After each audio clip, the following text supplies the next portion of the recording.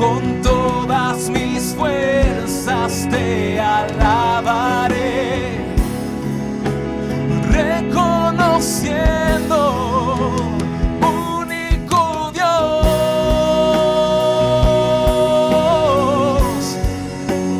más que suficiente, todo mi ser te adora, único Dios,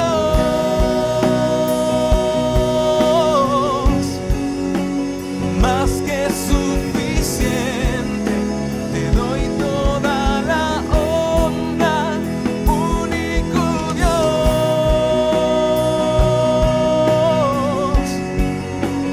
más que suficiente, todo mi ser te adora, único Dios,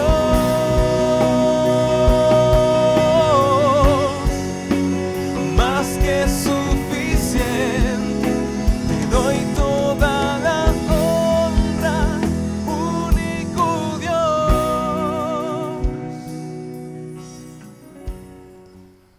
Oye Israel, Jehová nuestro Dios, Jehová uno es. Y esta canción tiene que ver con esta verdad. Amarás a Jehová tu Dios de todo tu corazón, de toda tu alma, con todas tus fuerzas. Y estas palabras que yo te mando hoy estarán sobre tu corazón. Las repetirás a tus hijos y hablarás de ellas estando en tu casa. ¿Cuáles? Que Jehová uno es, único y suficiente Dios. Y también lo vas a hacer andando por el camino, mientras vas conduciendo el vehículo, mientras tomas un transporte público. También lo vas a hacer al acostarte. Vas a recordar que Dios único es, y estarán como frontales entre tus ojos, y también las vas a poder escribir, y también van a estar en las puertas, y nosotros las estamos cantando.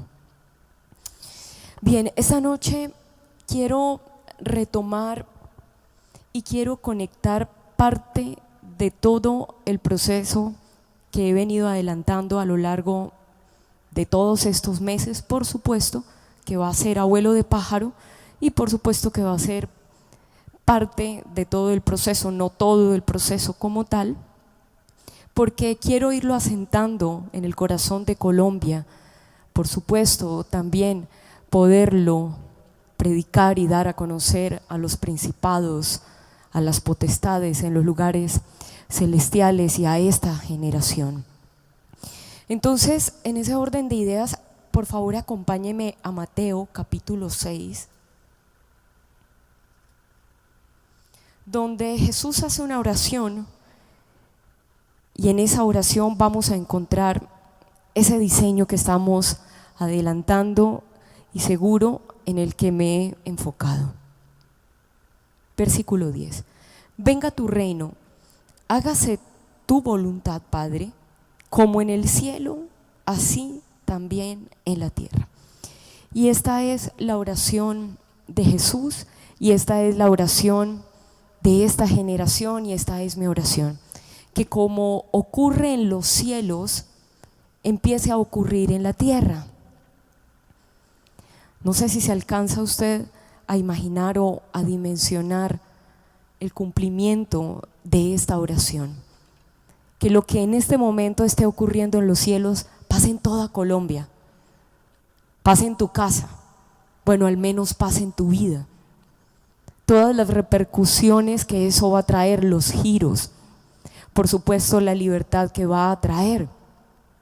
Entonces Jesús aquí lo está hablando, y la Biblia lo registra en letras rojas, que la voluntad del Padre, como se hace en los cielos, se haga en la tierra. De vuelta entiendo que en la tierra no se hace necesariamente siempre la voluntad del Padre, y Jesús está intercediendo de esa forma.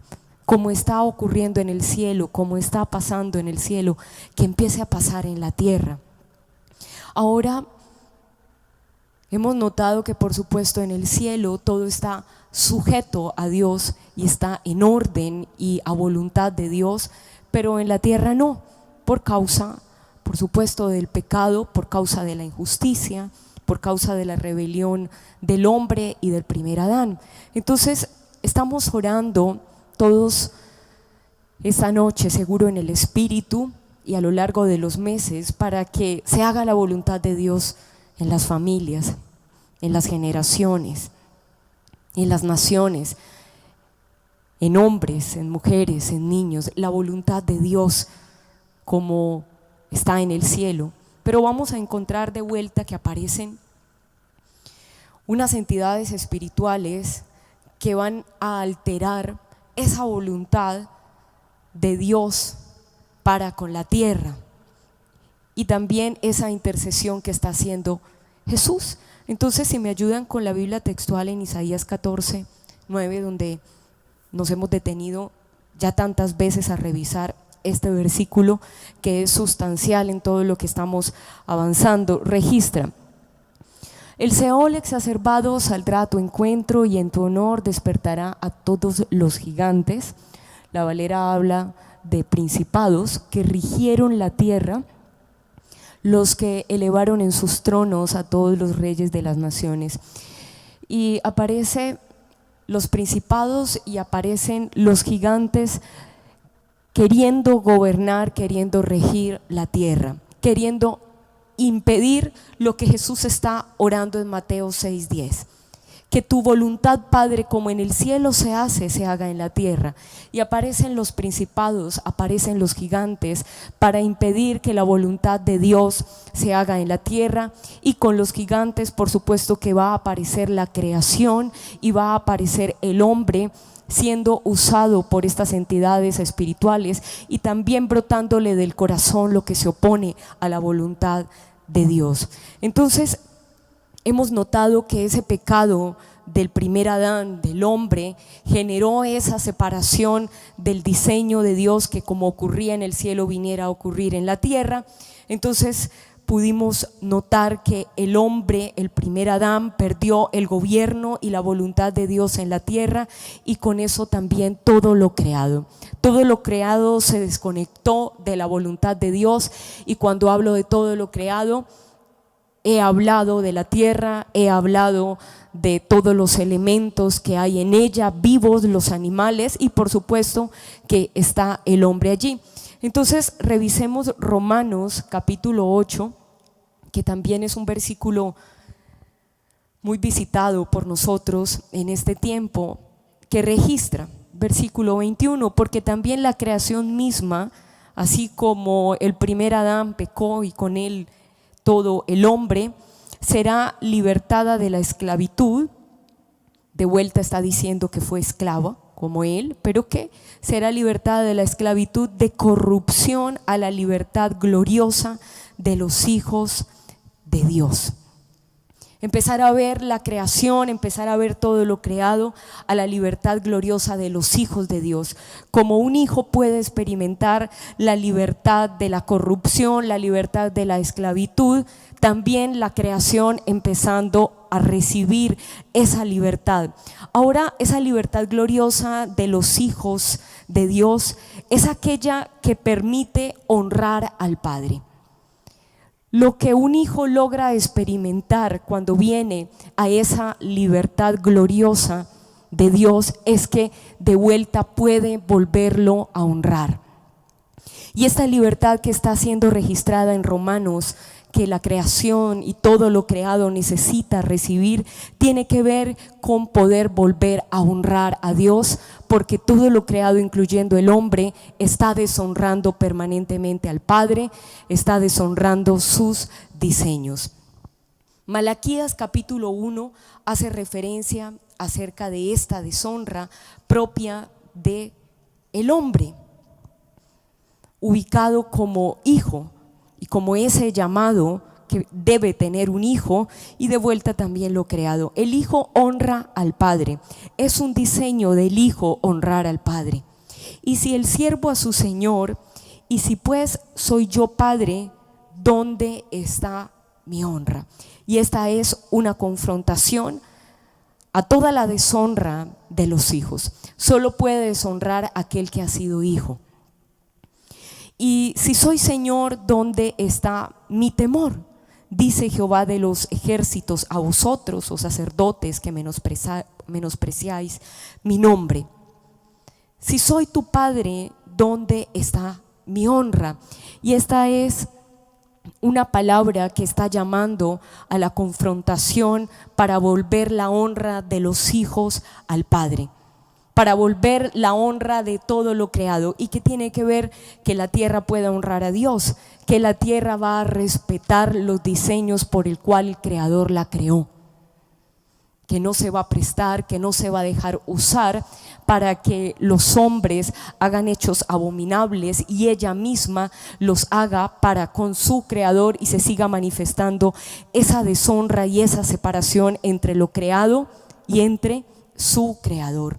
Entonces, en esa deshonra que aparece de los hijos levantadas contra el Padre, levantada contra el Creador, vamos a encontrar precisamente los gigantes que revisábamos en Isaías 14, levantados para querer tomar el gobierno de la tierra. Y al tomar el gobierno de la tierra, por supuesto, atorar la voluntad de Dios en la tierra. Que como ocurre en los cielos, ocurra en la tierra. Que como ocurra en los cielos, ocurra en Colombia, ocurra en las familias, ocurra en esta generación y en las venideras. Entonces, estos gigantes que estuve exponiendo se van a atravesar y van a asentar la deshonra. El tema principal es la deshonra de lo creado, la deshonra de los hijos hacia el Padre, hacia su Creador. Entonces revisamos cómo esa deshonra se va a consolidar con hechos perversos y con toda clase de aberración, inicialmente con los ángeles que se rebelaron contra los diseños de Dios, que revisamos. Vamos rápidamente a Génesis capítulo 6, que se menciona que se unieron con las hijas de los hombres y dieron a luz esta raza de gigantes, que como gigantes ya no están en nuestra sociedad, pero las entidades espirituales siguen rodeando las ciudades, siguen adoctrinando las familias. Hace un par de semanas veía en una de las calles de la ciudad uno de estos espectáculos que hacen en los semáforos, y aparecía alguien dándole movimiento como a un esqueleto de 3 o 4 metros, y por supuesto eso representaba todo el sistema óseo de los gigantes. Ahora, qué particular poder ver eso como un show y como algo atractivo en medio de todo lo que Dios está haciendo en ese cambio de gobierno de las naciones, en esa manifestación de que la tierra vuelva a honrarlo y con ello también los hijos. Entonces no vemos que son hechos aislados, sino quien ha sido entendido, quien ha tenido la revelación de la verdad, del proceso del día a día, no ve cada cosa como aislada, sino todo va sumando y va evidenciando eso. No sé si de vuelta algunos que en este momento están en la transmisión pudieron identificar eso que yo llamé espectáculo en el semáforo, con esa estructura ósea de un gigante por estos días, cuando nosotros estamos llamados para poder confrontar y juzgar todo lo que se levantó para deshonrar el nombre de Dios. Entonces aquí aparece en el versículo 2 que viendo los hijos de Dios, estos ángeles que se revelaron, que las hijas de los hombres eran hermosas, y hablé también de la hermosura muy unida a la justicia, queriendo tomar la justicia de esas mujeres y también los vientres de las mujeres para empezarse a reproducir, las tomaron para sí, y escogiendo entre todas se unieron y dieron a luz esa raza de nefilines, que son los principados que se levantan a deshonrar el nombre de Dios. Ellos deshonraron su diseño, se rebelaron contra Dios. Ahora, si damos un salto a Romanos capítulo 1, vamos a encontrar, están escribiendo en el chat que sí vieron ese sistema óseo, esa calavera como de 3-4 metros en la ciudad. Ahora de vuelta mi pregunta es, ¿la lograron unir a todo el proceso que estamos adelantando como hijos de Dios por las naciones? ¿Lograron ubicarlo como el sistema óseo de un gigante? De hecho, era toda una danza que se estaba haciendo en las calles. Hice un análisis un poco más detallado de los monumentos de la ciudad, que todos tienen formas de gigantes, y también algunos de ellos tienen características que revisamos de principados como los cusitas. Entonces nos damos cuenta que efectivamente estamos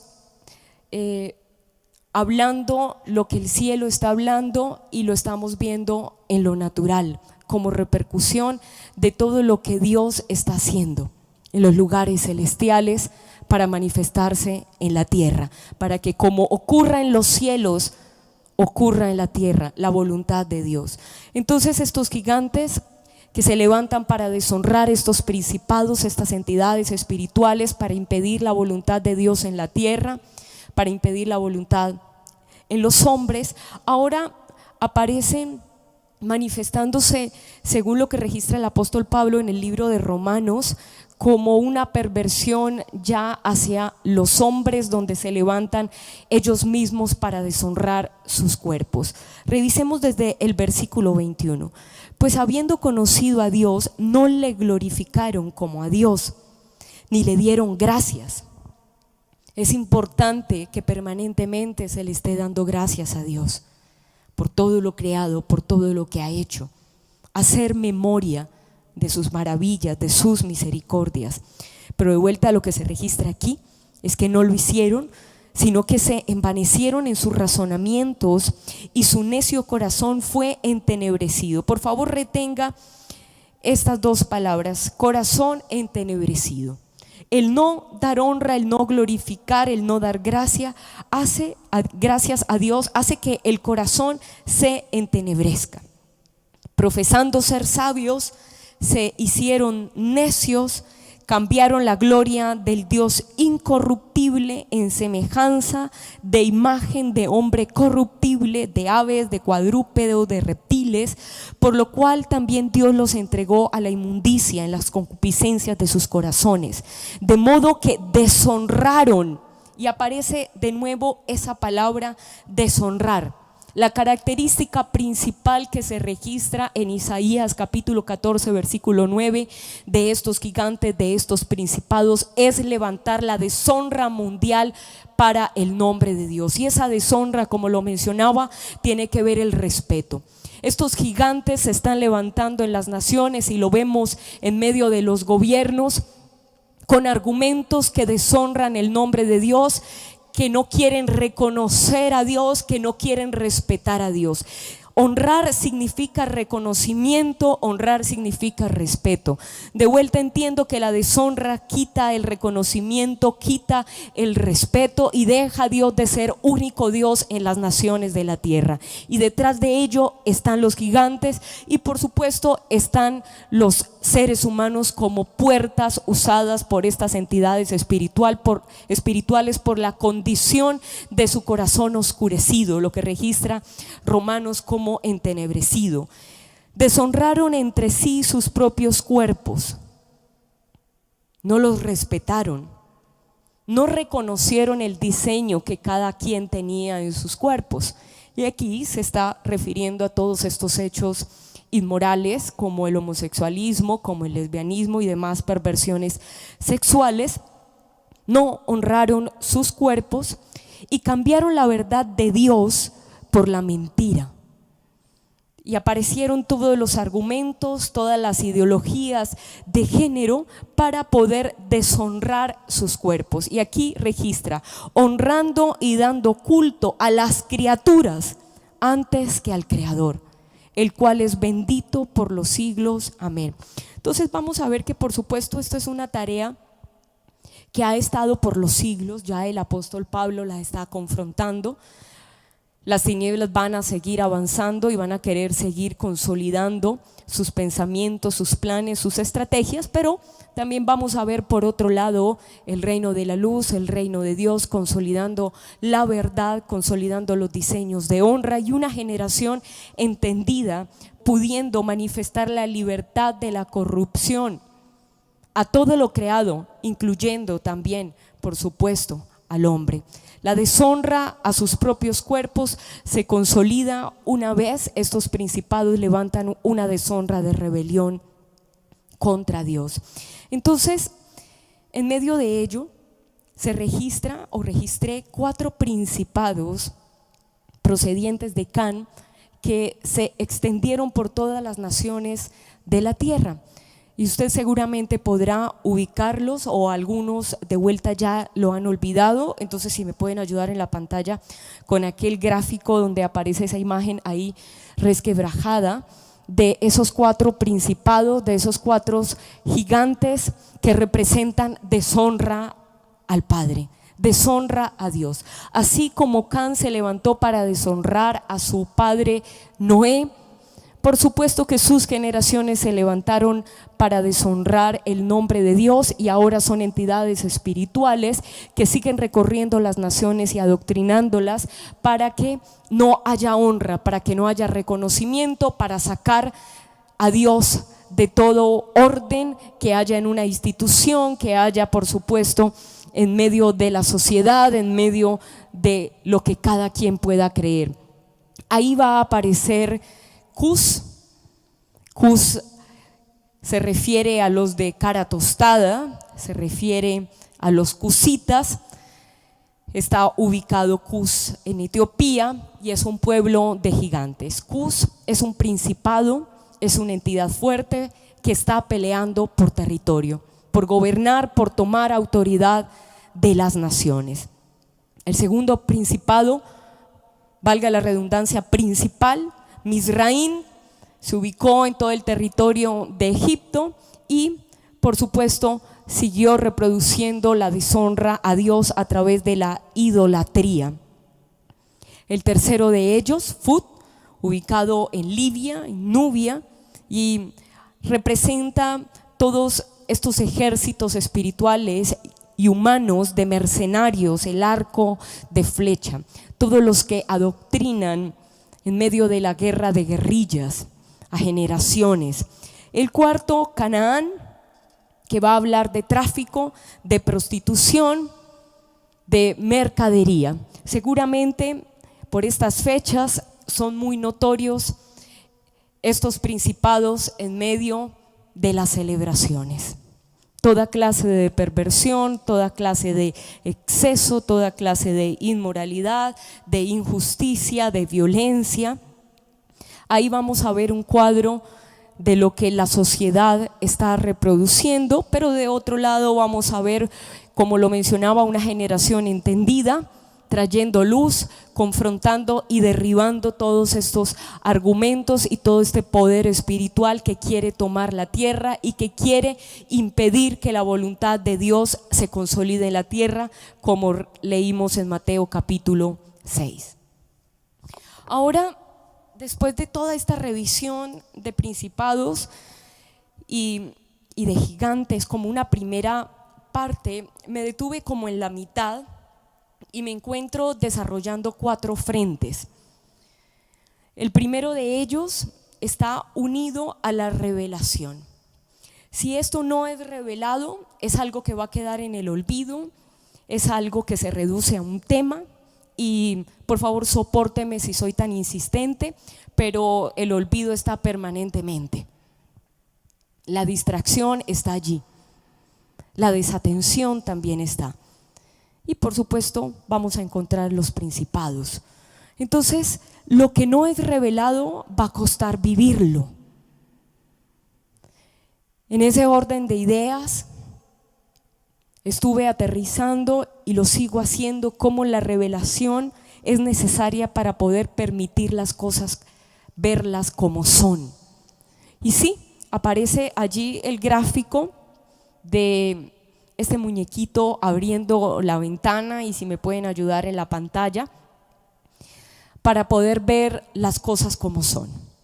Eso es la acción de la revelación, que todo alumbre, que todo se vea como se ve, que no se vea como un show las cosas, que no se vean solamente como un espectáculo, que no se vea como una cosa pasajera, superficial, sino todo con la luz que realmente le da un norte totalmente diferente que lo que pueda simplificar el ojo humano. Entonces, con este gráfico logro consolidar ya varias enseñanzas que estuve presentando acerca de la revelación y la necesidad que debe tener esta generación de tener el espíritu de la revelación.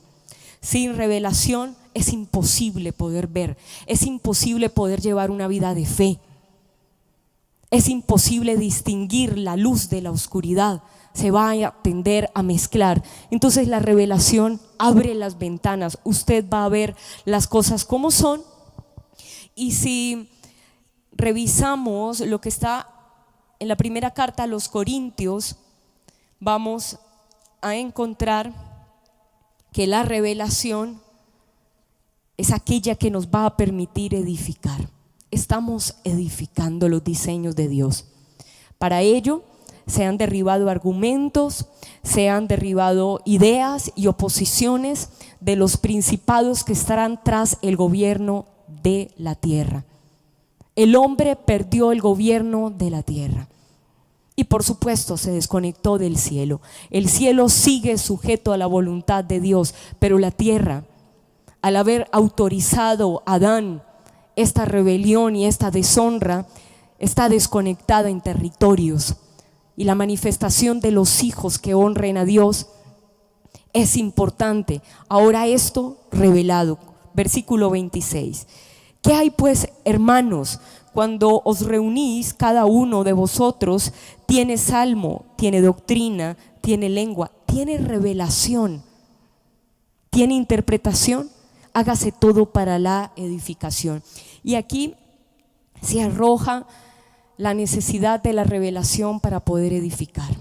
No se edifica de cualquier forma, no se edifica con una buena idea, no se edifica con una buena intención, se edifica con revelación, la revelación que Dios ha dado y por supuesto conociendo sus principios, conociendo sus protocolos.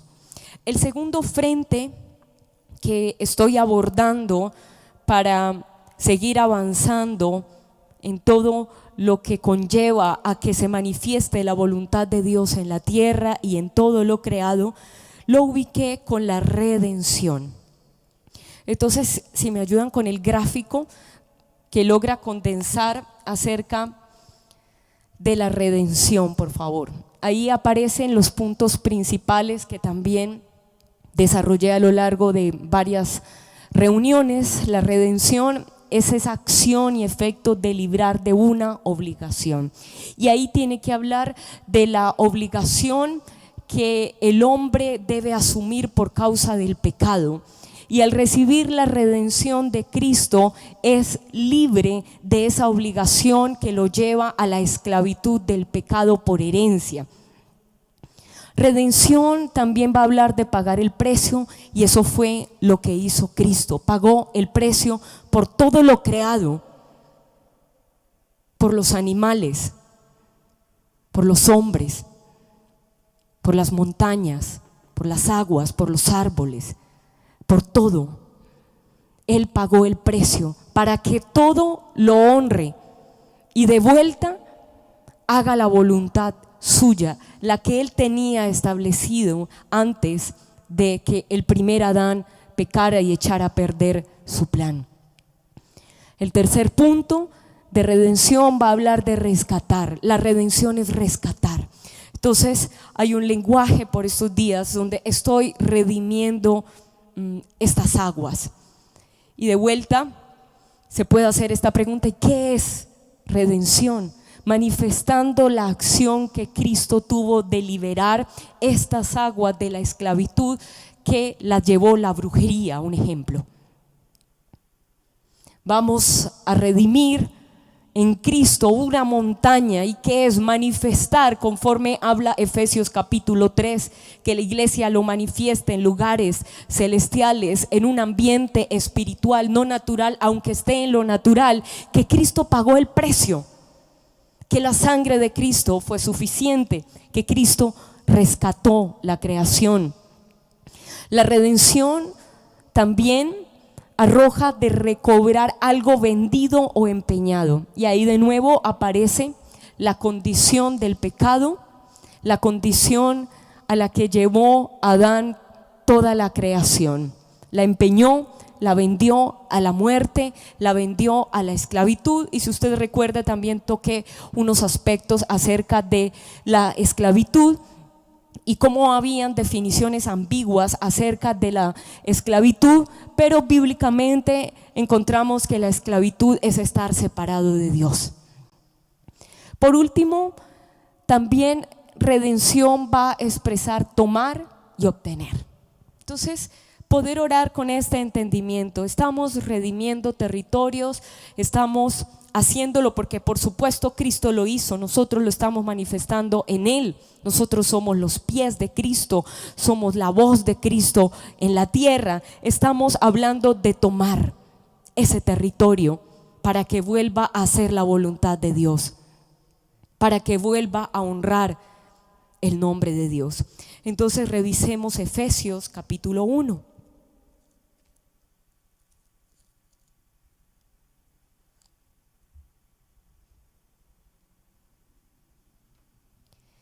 Versículo 7, y hace esta mención acerca de la redención de Cristo por su sangre. Versículo 7, en quien tenemos redención por su sangre, el perdón de pecados según las riquezas de su gracia. Y el versículo 10, de reunir todas las cosas en Cristo, en la dispensación del cumplimiento de los tiempos, así las que están en los cielos como las que están en la tierra. Que todo lo que está en la tierra vuelva a su diseño. Que todo lo que está en la tierra reconozca y obedezca la voluntad del Cristo viviente, por causa de la redención. El tercer frente lo vamos a ubicar en la segunda carta a los Corintios, capítulo 5, por favor. Y como usted puede notar, estoy conectando varios procesos de intercesiones bastante largas, de estudio, de enseñanza, porque quiero llegar a la segunda etapa en la manera que Dios lo permita. Ahora, por supuesto, voy a seguir martillando en este punto que me encuentro de estos frentes hasta que sea suficientemente necesario para avanzar a la segunda etapa. Versículo 18, aquí se registra este tercer frente. Y todo esto proviene de Dios, quien nos reconcilió consigo mismo por Cristo y nos dio el ministerio, la acción, la responsabilidad, el servicio de la reconciliación. Que Dios estaba en Cristo reconciliando consigo al mundo, no tomándoles en cuenta a los hombres sus pecados, y nos encargó a nosotros la palabra de la reconciliación. Así que somos embajadores en nombre de Cristo, como si Dios rogase por medio de nosotros. Ahora este es un tema bastante serio. Como si Dios rogase por medio de nosotros mismos, haciéndonos embajadores en nombre de Cristo. Os rogamos en nombre de Cristo, reconciliaos con Dios. Que vuelva el hombre a Dios, que vuelvan las generaciones, que vuelvan los jóvenes que están apartados, que están en separación a Dios, que están en rebelión, que están en conflicto con Dios, que vuelvan, que se reconcilien con Dios. Y esa reconciliación, si me ayudan con el gráfico, va a apuntar a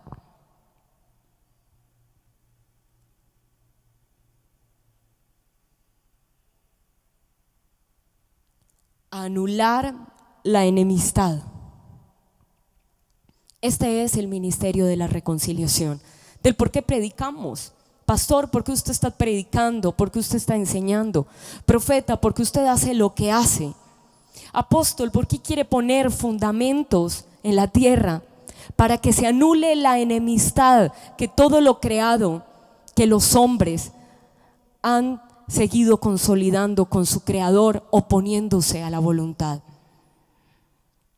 La reconciliación habla de la solución de una disputa. Esa disputa puede ser por herencia o puede ser por prácticas continuas. Y el llamado es a la iglesia a manifestar el ministerio de la reconciliación. Y sí, por supuesto, eso tiene que ver con la predicación del evangelio del reino. La predicación a los hombres y también dar a conocer la sabiduría de Dios, de Cristo, en lugares celestiales a principados y a potestades.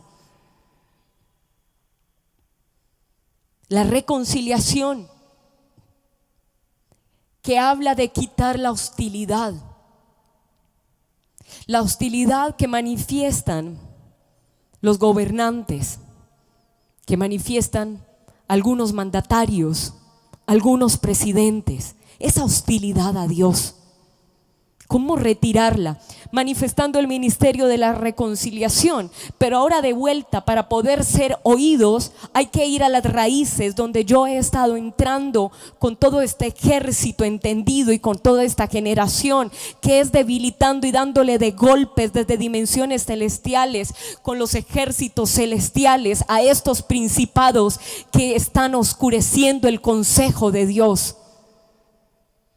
Jonás en el espíritu fue a las profundidades del abismo, enfrentó los principados de las aguas, libertó a Nínive en las aguas, fue a los cimientos de los montes que están bajo la tierra. Y cuando fue y predicó, hubo ese cambio en Nínive, hubo ese arrepentimiento. No se trataba de una buena predicación, no se trataba tampoco de su buen ejercicio como profeta. Había tenido que ir a confrontar los principados que ataban a Nínive a las aguas, a las perversiones del Seol. Desconectó a Nínive en medio de la intercesión, rompió las algas que están entenebreciendo el entendimiento de las generaciones, aún de los profetas. Y vamos a ver que hasta aún los animales ayunaron. El mismo Cristo se sentó en su trono en un territorio como Nínive, de gigantes, de perversos, deshonrando el nombre de Dios con acciones, con hechos, con prácticas atroces. Reconciliación, el ministerio de la reconciliación, volver a unir lo que estaba separado. Que Pereira vuelva a unirse con su creador, y hablo de sus habitantes, hablo a sus mandatarios, hablo a la tierra, que se vuelvan a unir con su creador, con Dios, con el Altísimo, con el único y suficiente Dios. El ministerio de la reconciliación.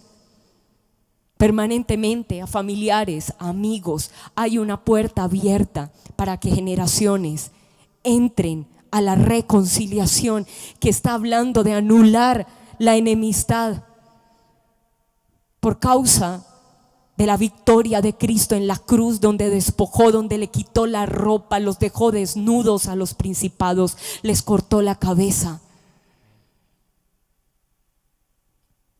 Ahora, por supuesto que es muy interesante que haya una iglesia que permanentemente lo esté haciendo, como lo revisábamos en Romanos.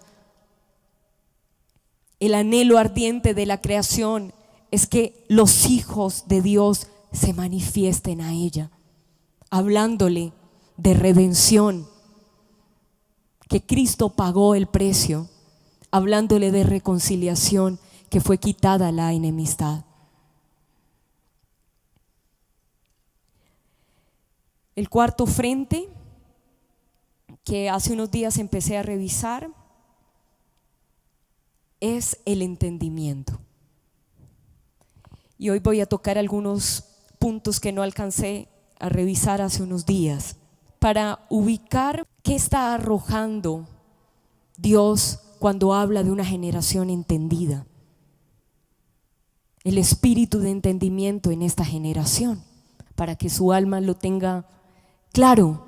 No sé qué tan en práctica lo ha tenido por estos días, si ha tenido entendimiento. ¿Qué significa tener entendimiento?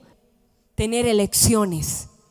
Una generación entendida es una generación que sabe elegir entre lo que Dios quiere y lo que Dios no quiere, entre la voluntad de Dios y lo que no es la voluntad de Dios. Eso hace a una generación entendida, una generación que sabe elegir, que conoce prioridades, que conoce protocolos, que es sensible a Él. Entendimiento también va a estar hablando de selección. El entendido sabe seleccionar. Conoce las prioridades. No solo ve lo que se ve a primera vista, ve más allá, oye más allá. El entendimiento también va a hablar de pensar. Una generación que entiende es una generación que no se apresura a hablar, que no se apresura a tomar decisiones, que no se apresura a arrojar juicios, que piensa. Y no piensa, lo decía de esta forma, como lo hacían los filósofos cuando entraban a sus recámaras y empezaban a organizar una y otra idea. No, ese pensar está unido a indagar, a inquirir en el espíritu. Una generación que logra pensar, que logra tener en la mente lo que la mente de Cristo quiere que se tenga en el hoy. ¿Y qué quiere la mente de Cristo que tenga en el hoy sus hijos y todo lo creado? Honra. Que vuelva la honra al Padre de todo lo creado, de sus hijos. Que vuelva el respeto a Dios, que vuelvan las prioridades. Que vuelva el reconocimiento a Dios en todo. Reconocimiento tiene que ver que no solamente se logran metas y objetivos por buenos talentos, por el esfuerzo humano, sino porque Dios lo quiso, porque Dios lo permitió. Que se respira no solamente por buenas decisiones que se puedan tener con el cuerpo, sino porque Dios lo permite. Entendimiento tiene que ver con poderlo reconocer a Él, pensar en Él. Entonces, vamos a ver que los entendidos van a lograr tener una separación, un lenguaje diferente, unas prioridades diferentes, una honra diferente a Dios. Va a tener luz. Va a saber qué hay detrás de las palabras, de lo que se habla en lo natural, porque logra indagar, porque logra profundizar, porque logra ir más allá. Y una vez aparece ese entendimiento por voluntad de Dios, por supuesto del Padre, y también por deseo de una generación de individuos, como estábamos revisando, dame entendimiento y viviré. Una oración hacerse, dame entendimiento, mucho más allá, como lo mencionaba, de sabiduría. Salomón la tuvo, pero el entendimiento se le esfumó. Logró hacer grandes edificios, grandes contratos, grandes hazañas, abundó en relaciones emocionales, en amistades, pero se separó de la prioridad de su vida, era Dios. Era su relación con Dios. Entendimiento. Y he presentado 3 sucesos que evidencian a los discípulos idos del entendimiento. El primero de ellos lo ubiqué en Mateo capítulo 15 y aparece toda esa confrontación de qué es lo que realmente contamina al hombre. Si lo que está fuera o lo que está adentro. Y esto era toda una confrontación a los fariseos y a los escribas, y de vuelta aparecen también los discípulos sin el entendimiento, sin la separación, sin la elección, sin el pensar de las palabras de Jesús, del Maestro. El versículo 15 lo registra, si me ayudan en pantalla rápidamente. Respondiendo Pedro le dijo: explícanos esta parábola.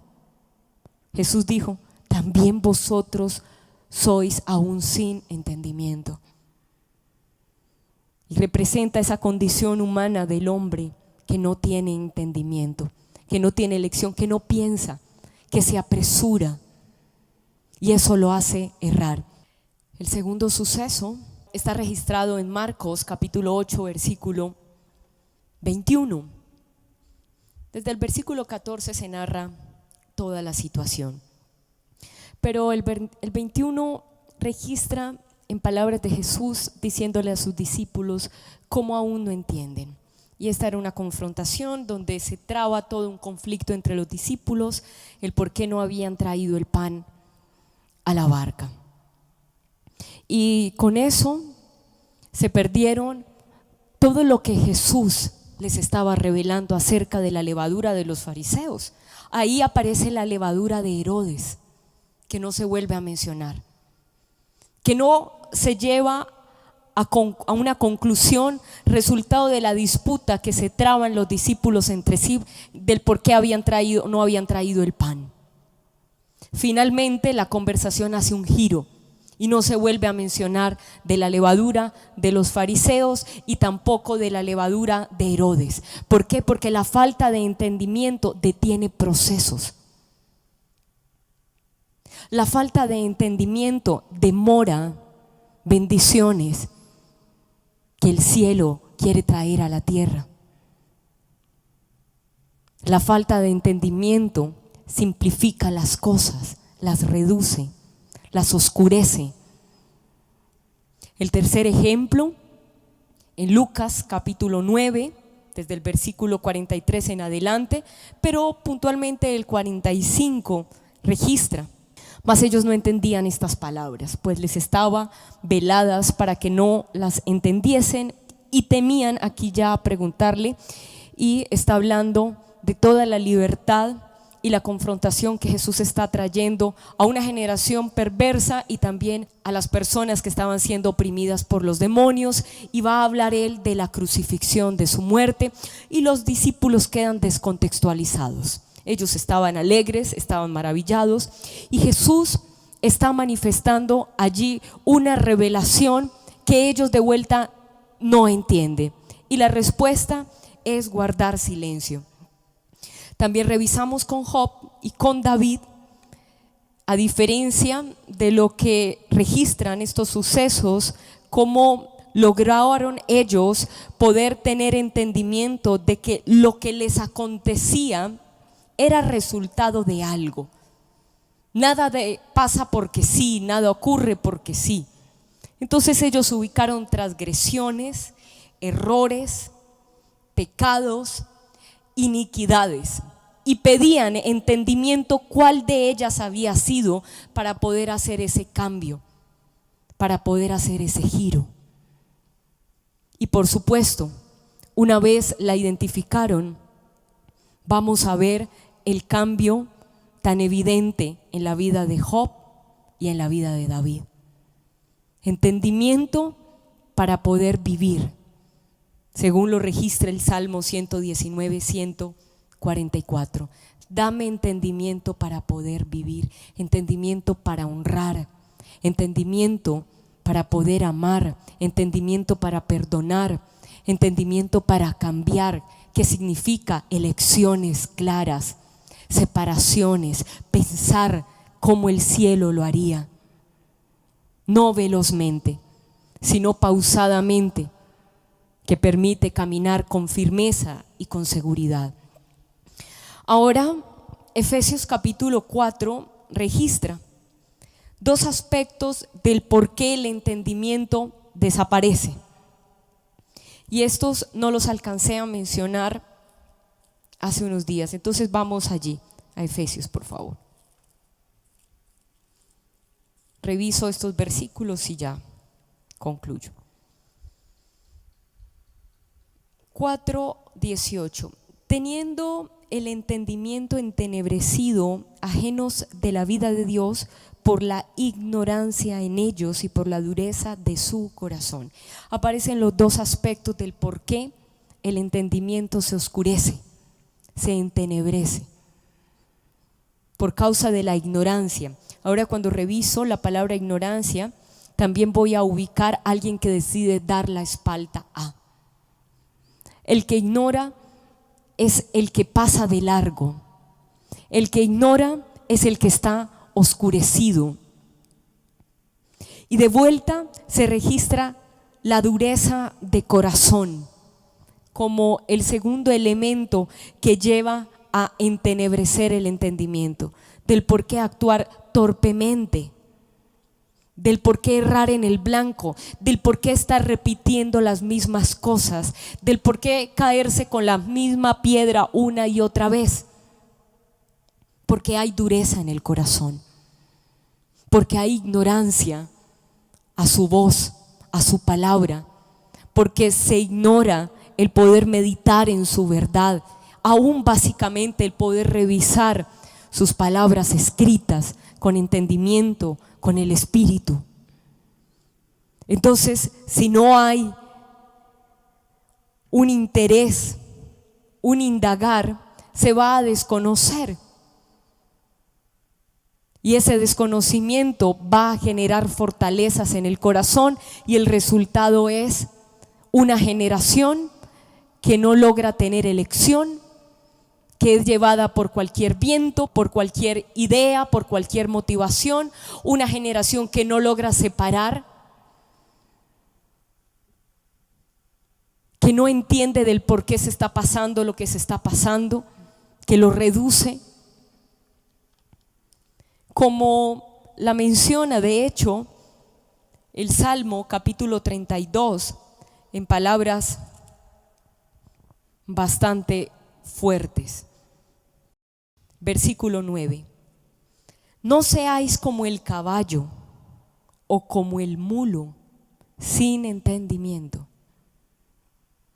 Entonces ubica al falto de entendimiento como un animal, puntualmente como un mulo y como un caballo, en cuanto a que estos dos animales necesitan estar sujetados con cabestro y con freno. ¿Eso qué significa? Una generación que permanentemente necesita estar siendo frenada, necesita estarse diciendo no es así, debes hacer esto, debes tomar esta decisión. ¿Por qué? Porque el entendimiento está oscurecido, no ve. Ten cuidado y te puedes ir a un hueco. Ten cuidado, puedes echar a perder todo el diseño que Dios tiene con tu familia. Permanentemente esa generación que se registra en este salmo como una generación de mulos o de caballos que necesitan estar sujetados a cabestro y con freno, no saben cómo guiar su vida, por dónde caminar, no saben elegir, no saben separar, no saben pensar, van a la ligera. Por tanto necesitan ese freno. Por eso son llamados sin entendimiento, según lo que registra aquí el Salmo. Ahora, cuando ubicamos el cabestro, para los que no lo logran identificar, es esta cuerda con la que se amarra desde la boca hacia el cuello al caballo. Si me pueden ayudar con una imagen. Allí está esta imagen que representa el cabestro, que logra de cierta forma frenar, guiar al caballo o en su defecto al mulo, al asno, para que no vaya por el camino que no debe ir sin entendimiento, a la ligera. Estos son los aspectos a los que se refiere este salmo cuando ubica al que tiene falta de entendimiento como un mulo, que no logra tener esa elección. Este es el camino, esto me he determinado Este es al Dios al que he creído, al que he decidido honrar, al que he decidido amar. Ahora, Isaías capítulo 40, versículo 28, revisémoslo rápidamente, registra a Dios como alto en entendimiento, y es importante poder ubicar a Dios como aquel que tiene el entendimiento alto. Y por supuesto los que están con Él también. ¿No has sabido, no has oído que el Dios eterno es Jehová? Que solo Él es el Dios eterno, el cual creó los confines de la tierra. Son de Él los confines de la tierra. Por tanto, la voluntad de Él se debe hacer en la tierra. Y nosotros, como sus hijos entendidos, queremos, anhelamos y manifestamos la voluntad de Dios en la tierra. Él ha creado todo en la tierra, le pertenece a Él. No desfallece ni se fatiga con cansancio, y su entendimiento no hay quien lo alcance. Él da esfuerzo al cansado, multiplica las fuerzas al que no tiene ninguna. Los muchachos se fatigan y se cansan, los jóvenes flaquean y caen, pero los que esperan al Dios de alto entendimiento tendrán nuevas fuerzas, se levantarán como las águilas, volarán como las águilas, se elevarán mucho más alto que las águilas, correrán y no se cansarán, caminarán y no se fatigarán. Ahora de vuelta aparece una generación que está corriendo. Si aparece que no se va a cansar, no es porque está quieta, es porque está corriendo. Pero el resultado es que desaparecerá el cansancio, que se irá la fatiga, que Él renueva las fuerzas al que no las tiene. Él es Dios que da entendimiento, Dios de alto entendimiento. Efesios 1:18. Alumbrando los ojos de vuestro entendimiento, para que sepáis cuál es la esperanza a la que Él os ha llamado, que se abran los ojos del entendimiento, y asimismo sepas cuáles son las riquezas de la gloria de su herencia en los santos. ¿Cuál es la herencia para los hijos que lo honran? Una vez se abran los ojos del entendimiento. Y esta es una oración que también es muy importante que se pueda sentar, que se abran los ojos del entendimiento de esta generación para poderlo ver, para poder entender sus misterios y conocerlo. Colosenses 2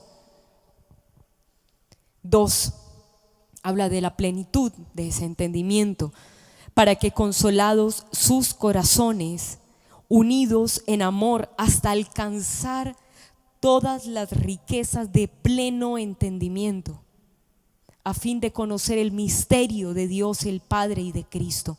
Entendimiento para conocer los misterios de Dios, elecciones, pensar, separaciones que te van a llevar a ese conocimiento de esos misterios de Dios, del Cristo, que para aquellos que no lo tienen lo pueden reducir a locura o a palabras de más. Isaías 44, revisemos y con este termino. Y hace del sobrante un Dios, un ídolo suyo, se postra delante de él, lo adora y le ruega diciendo: líbrame, porque mi Dios eres tú, hablando de los ídolos. Versículo 18.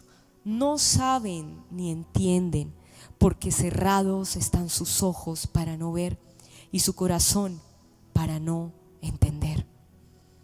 La falta de entendimiento ha llevado a la raza humana toda clase de perversiones, de hechos, de acciones abominables, oscuras, como el poder construir un ídolo, hacer un objeto, terminar inclinándose a él y llamarlo su Dios, cuando de vuelta Él mismo lo ha hecho. Ahora de vuelta usted pensará solamente en esa generación que se postra a esos ídolos, y seguramente pensará, cuando usted ha leído Isaías 44:18, en esta imagen que tiene que ver con lo que quiere reducir a Dios a imágenes. Si me ayudan ahí en la pantalla, ahí están. Seguramente usted piensa que idolatría es solamente eso, pero recuerde que no, que idolatría no solamente es eso. Si me ayudan con el segundo gráfico, usted se va a dar cuenta que también hay idolatría por causa de no tener entendimiento de que Dios único es, de que para Él es toda la honra, de que primero es su voluntad en la tierra, en tu casa, en tus hijos, en tu empresa, en tu trabajo. Primero es honrar el nombre de Dios antes que el ascenso. Primero es honrar el nombre de Dios antes que el viaje, antes que el cambio, antes que el gusto. Una generación entendida significa que todos estos ídolos unidos al corazón, y si de vuelta alguno por demás tiene los anteriores al gráfico, los puede empezar a erradicar. Y en lugar de todos estos ídolos, la luz alumbre, la luz de su revelación, de su verdad, de que realmente podamos decir en esta generación, como estaba ocurriendo en el cielo, ocurrió en la tierra, por causa de los hijos, por causa de la libertad gloriosa de los hijos de Dios que llamaron y manifestaron a la creación a esa misma libertad.